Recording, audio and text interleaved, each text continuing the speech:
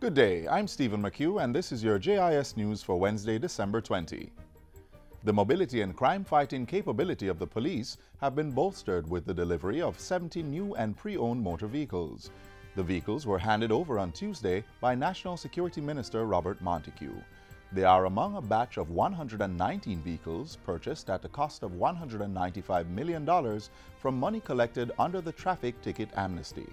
Minister Montego says another 57 vehicles are to be delivered this week. This government, this administration, this minister would have handed to the police this year some 401 motor vehicles.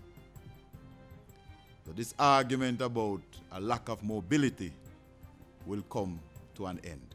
Minister Montego says bikes are also being purchased for the traffic division and the predial larceny unit. Come February next year, a shipment of 43 700cc bikes will be handed over to the traffic department. So the ministry has placed an order some 90 250 trail bikes to be handed over to the predial larceny unit, and those will be delivered in February, end of February, the supplier says, before they be able to get them.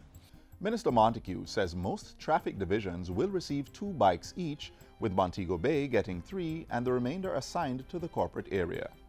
In the meantime, the National Security Minister is appealing to members of the Jamaica Constabulary Force not to withdraw their services in protest of the government's latest wage offer. I would just want to appeal to the patriotism of the members and to say that I understand the challenges that you face and know the challenges, but the nature of negotiation is to stay at the table.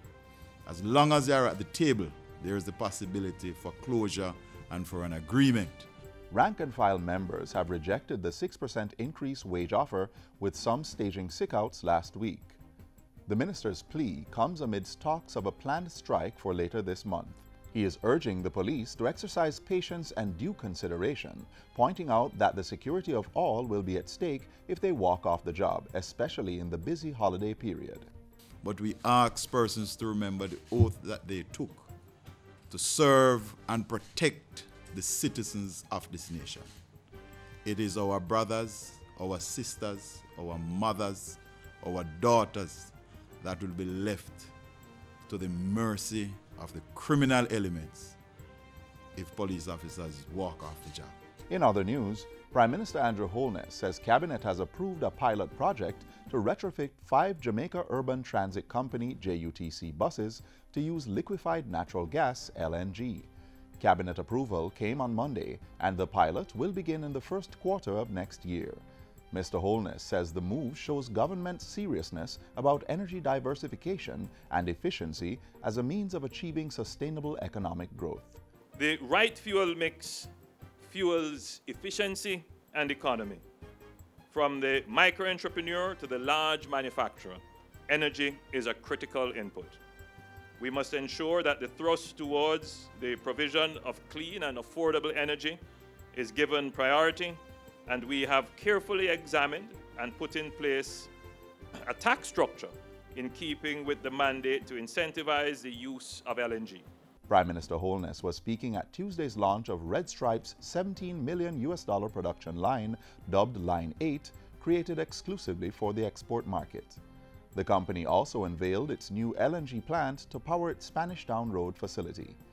Prime Minister Holness says these investments are indications of government's effectiveness in providing seamless support to the private sector in the island's quest for economic growth.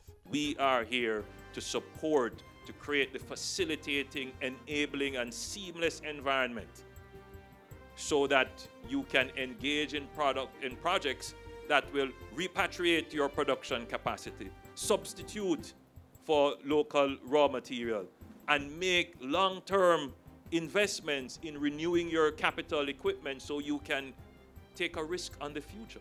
Agriculture Minister Carl Samuda is urging manufacturers to utilize more local ingredients in their production to create and retain wealth in the country. That is very important, because going forward, that is the argument that is with which you are going to be confronted. To what extent does it utilize local ingredients?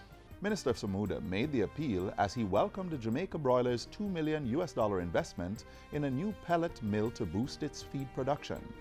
Located in Freetown, St. Catherine, the mill will move the output of feeds from over 270,000 tons per year to 350,000 tons per year, making it one of the largest mills in the region.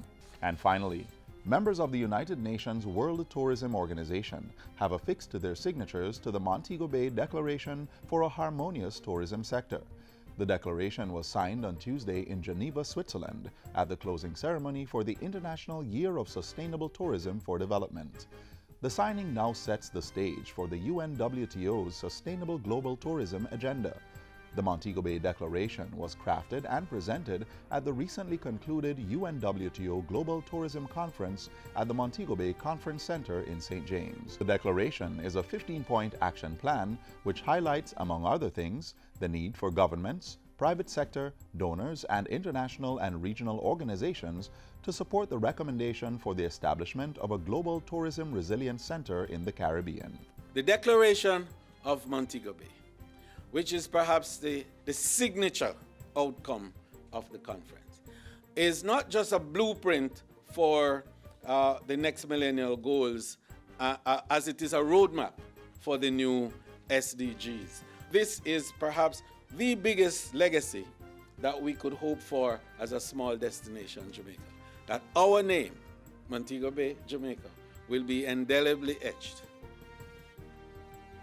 in the lexicon of tourism references. And that's it for JIS News Today. I'm Stephen McHugh. Thanks for watching.